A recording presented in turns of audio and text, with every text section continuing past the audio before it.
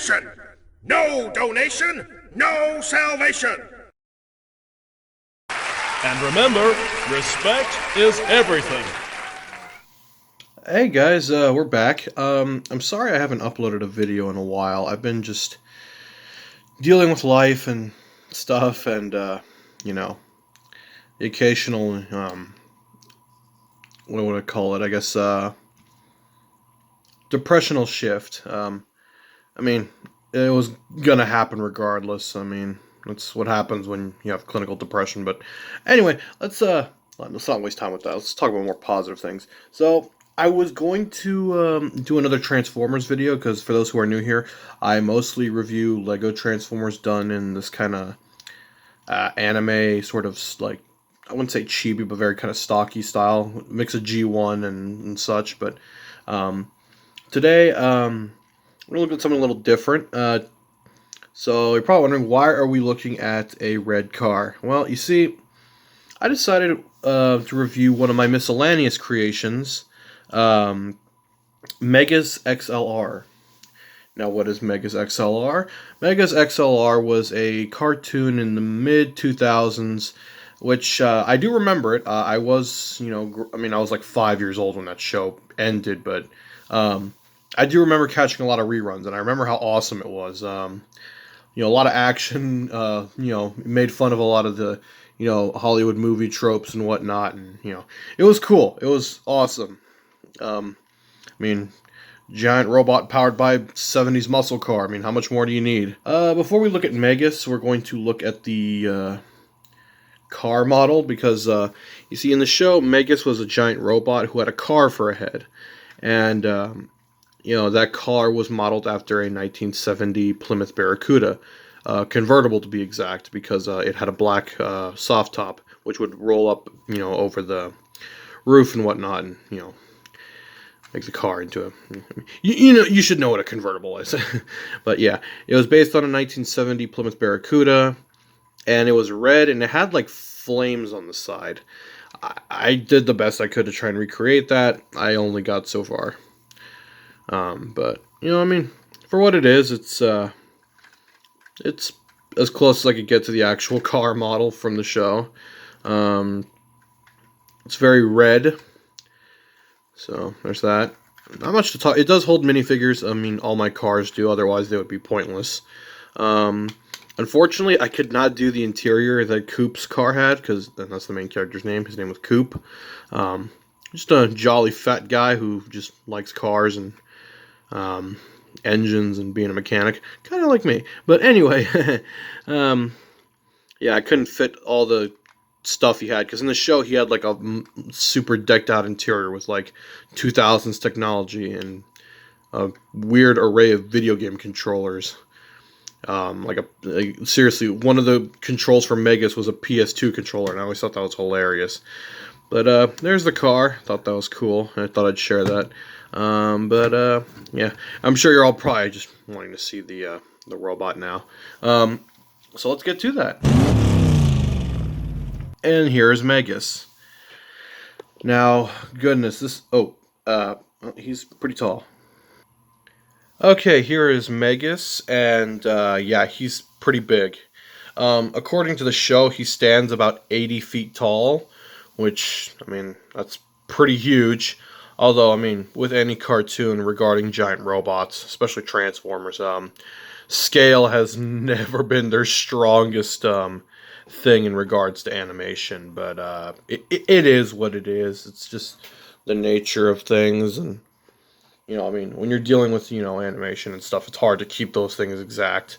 But yeah, Megas was a really huge robot in the show. It was crazy, but here, let's move the car out of the way. I'll put it back here. Yes, for articulation, he has a wide array of ball joints, very expressive. Yeah, shoulders are fully ball jointed and are completely posable. Same with these. I want to say they're like they're like a double elbow joint. So that's always cool. Individual fingers. I'm pretty proud of that. Took me a while to get that to work, so I can do little poses like that, which is always kind of cool.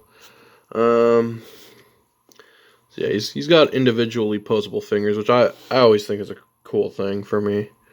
But I'm gonna put this one back into a fist. I would have made accessory weapons for him, but there was way too many guns in that show. Like, he had a lot of hidden weapons, and it was insane how many weapons he had hidden in his actual robot mode.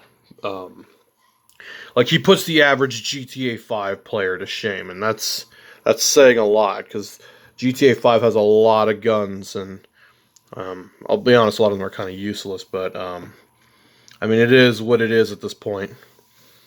The legs are a little longer than I would have wanted them to be, but that's because I had to use these kind of ball joint stabilizers, I guess that's what I'm referring to them as, because the actual ball, they're like little extensions for the ball joint, because the actual ball joints I'm using are green, but I tried to use these extensions to cover it so you can't see the green. Not to mention that the ball joints I was using were very loose, and these extensions are way tighter than the actual joint, so that kind of helps too. Yeah, the movement's a little limited in the front, at least for the leg. But that's mostly just because of the way his hip armor is designed. But I mean, you can get some decently wide-legged poses with him, and because the knees are ball jointed, let's see something cool. Here, we'll just have him stand on himself. Yeah, that looks cool. So yeah, he is decently posable, but it is what it is. Now, I did make 2 accessories for him. I made these little dual chain guns, which are really the only weapons I really built for him, because they're the only ones I really remember, because, like I said, Megas had a lot of weapons. I mean, it was overkill. Like, he basically had an entire, like, I'm going to repeat myself again, he had an entire GTA 5 arsenal at his disposal, and if you've ever played GTA Online, there's a lot of guns in that game. It's insane how many guns are in that game, actually. Yeah, you can, point his blasters forward and obliterate the aliens and, other stuff that he fought in the show. He fought a lot of really random enemies, and it was cool. It had a lot of variety. He wasn't just fighting the same guys over and over. He was either fighting aliens or just mutations and monsters and whatever nonsense was in the episode that day. One other accessory I did make him, and this is from a fan art that I saw a while back. I made him a giant boombox. I doubt it ever appeared in the show, but I mean, I thought it was. So for those who don't know what I'm talking about, there was a fan art that I saw a while back where he had like a giant boombox on his shoulder, and it looked kind of cool, so I decided to try and replicate it.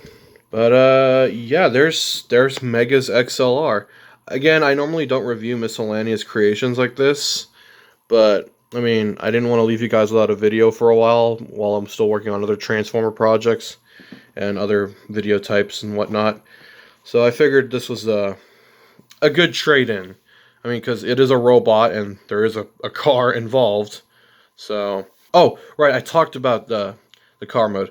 Here's the little Hot Wheels car I was talking about. I actually got this in a 5-pack a long time ago.